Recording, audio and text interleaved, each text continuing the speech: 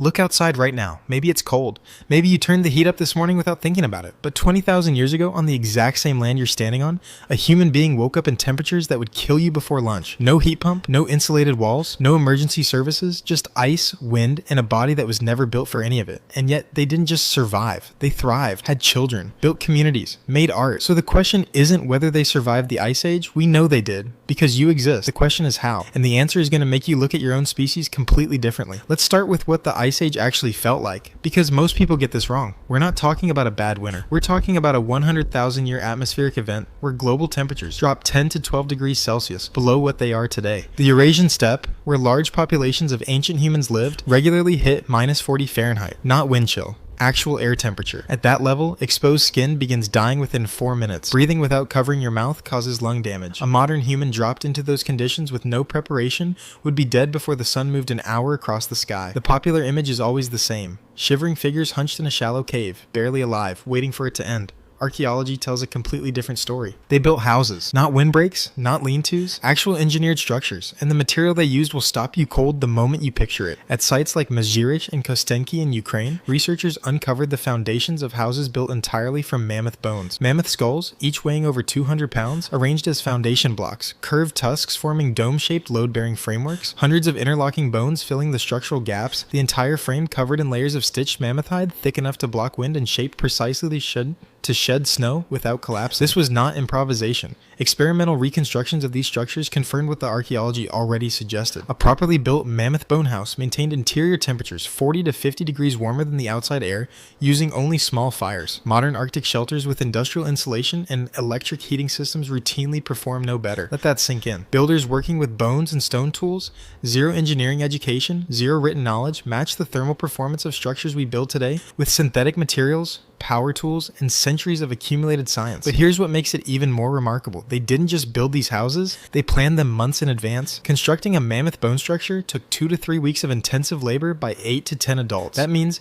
construction had to begin in late summer, well before the cold made outdoor work impossible. Analysis of tool wear patterns and seasonal bone deposits at these sites confirms it. These people were running mental calendars, tracking seasons, anticipating conditions months before those conditions arrived. That is not survival instinct, that is strategic planning.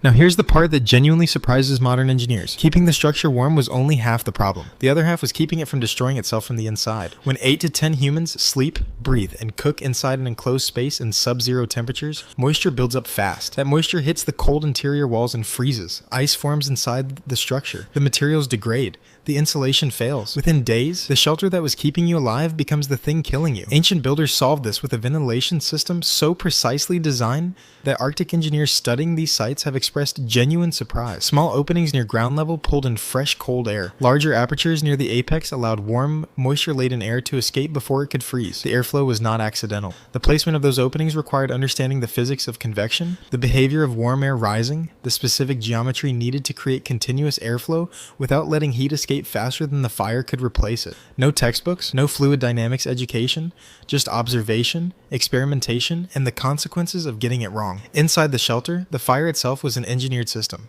A central hearth provided primary heat. Smaller secondary hearths were positioned around the perimeter, creating designated warm zones for specific activities. Food preparation here, tool repair there, infants and elderly positioned nearest the warmest points. The layout was not random, it was a floor plan. And in the treeless steppe, where wood was scarce or completely unavailable, ancient humans developed an alternative fuel system. Mammoth dung, dried and processed. Bone, treated specifically to maximize burn efficiency and duration. Chemical analysis of ancient hearth residues shows these fuels were deliberately prepared, not simply thrown onto a fire. They were managing fuel as a resource, rationing it, processing it, optimizing it. These were not people desperately feeding a fire. These were people running a heating system. But no shelter, no matter how well built, protects you if your body fails before you get inside it. And this is where ancient human survival methods become genuinely extraordinary. Clothing was not decoration, it was engineering. And the principle behind it was identical to what your winter jacket uses today, just invented 25,000 years earlier. Multiple layers of different animal hides, each selected for a specific thermal function. The innermost layer, typically Arctic hare or soft fox fur, faced inward against the skin, trapping a layer of warm air against the body. The middle layer, wicked moisture outward before it could chill the skin. The outermost layer, wolf hide or dense mammoth fur, blocked wind and shed moisture without letting cold air penetrate inward. Each layer served a precise function. Remove any one of them and the system degrades. This was not people wrapping themselves in whatever they could find. This was composite layering.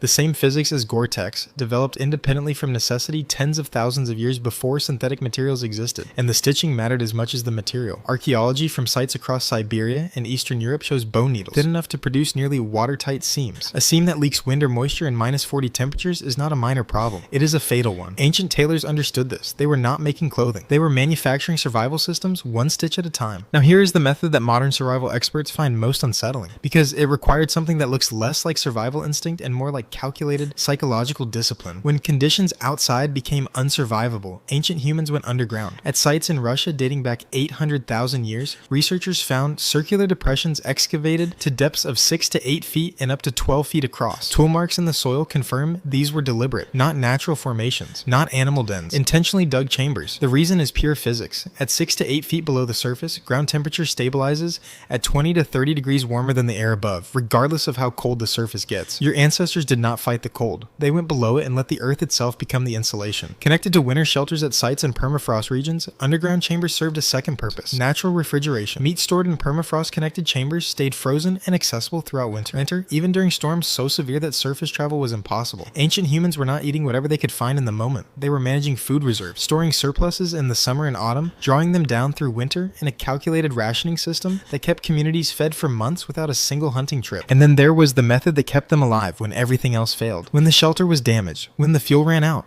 when conditions prevented the strategies that normally worked, they ran, not from danger, toward food. Persistence hunting, the strategy of chasing prey not through speed, but through sustained endurance, was one of the most critical survival tools ancient humans possessed. A human being cannot outrun a reindeer in a sprint, not even close, but a human being can run at a moderate pace for an almost incomprehensible amount of time, up to 5 million sweat glands, Achilles tendons functioning as biological springs, a gluteus maximus designed specifically for sustained locomotion, the ability to breathe completely independently of stride patterns, something four-legged animals physically cannot do. In -20 temperatures on the open steppe, prey animals that sprint to escape overheat faster than they would in summer. A reindeer fleeing a persistent human pursuer in deep cold is fighting its own thermal regulation as much as it is running. Ancient hunters knew this. They read the animal, read the terrain, read the temperature, and used the cold itself as a weapon against the prey. But perhaps the most sophisticated survival method of all was the one that had nothing to do with tools or techniques. It was information. Ancient humans survived the Ice Age in groups, and those groups shared knowledge across generations with a precision that modern researchers find remarkable. The same shelter construction methods, the same clothing layering principles, the same fuel preparation techniques appear consistently across sites separated by thousands of miles and thousands of years. This was not coincidence. This was education, a knowledge system passed from parent to child across hundreds of generations without writing, without schools, without any medium except human memory and human language. A single mistake in that transmission could cost a community its life. So the transmission was careful,